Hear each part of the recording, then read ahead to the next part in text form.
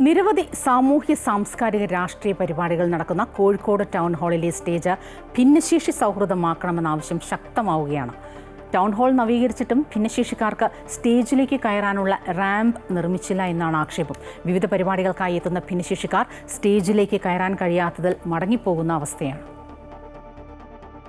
I foundation charitable ട്രസ്റ്റിന്റെയും Muhammad Rafi royal music അക്കാദമിയുടെയും വാർഷികാഘോഷത്തിന്റെ ഭാഗമായി നടന്ന പരിപാടിയിൽ ഗസ്റ്റായി എത്തിയ 4 ഭിന്നശേഷിക്കാരാണ് ടൗൺ ഹാളിന്റെ സ്റ്റേജിലേക്ക് കയറാൻ കഴിയാത്തതിനാൽ മടങ്ങിപ്പോയത്.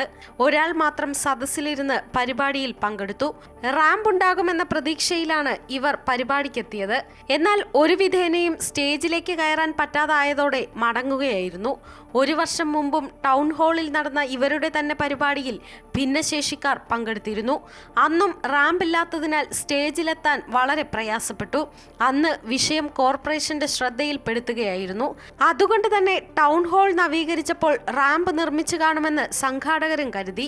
വിഷയത്തിൽ ഒരു നടപടിയും ഇല്ലാതായതോടെയാണ് ഇപ്പോൾ ഇരു സംഘടനകളുടെയും പ്രസിഡന്റായ കെ മുഹമ്മദ് കേരള സംസ്ഥാന ഭിന്നശേഷി കമ്മീഷണർക്ക് പരാതി നൽകിയത്.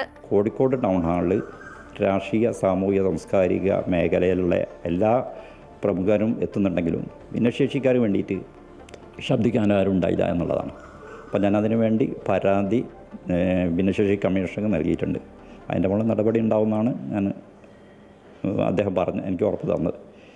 ഞാൻ മേയറുമായിട്ടും അതുകൊണ്ട് തന്നെ കോർപ്പറേഷൻ സെക്രട്ടറിയായിട്ട് ബന്ധപ്പെട്ട് ഫോണിൽ, പക്ഷെ അവരുടെ ഭാഗത്തുനിന്ന് അത് അന്വേഷിച്ചിട്ട് വിവരം തരാമെന്ന് മാത്രമേ പറഞ്ഞു.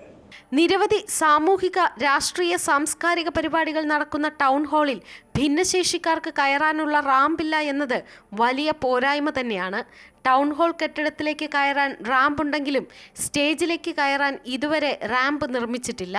അതുകൊണ്ട് തന്നെ എത്രയും പെട്ടെന്ന് റാമ്പ് നിർമ്മിക്കണമെന്നാണ് ആവശ്യം. അമൃത ന്യൂസ്, കോഴിക്കോട്.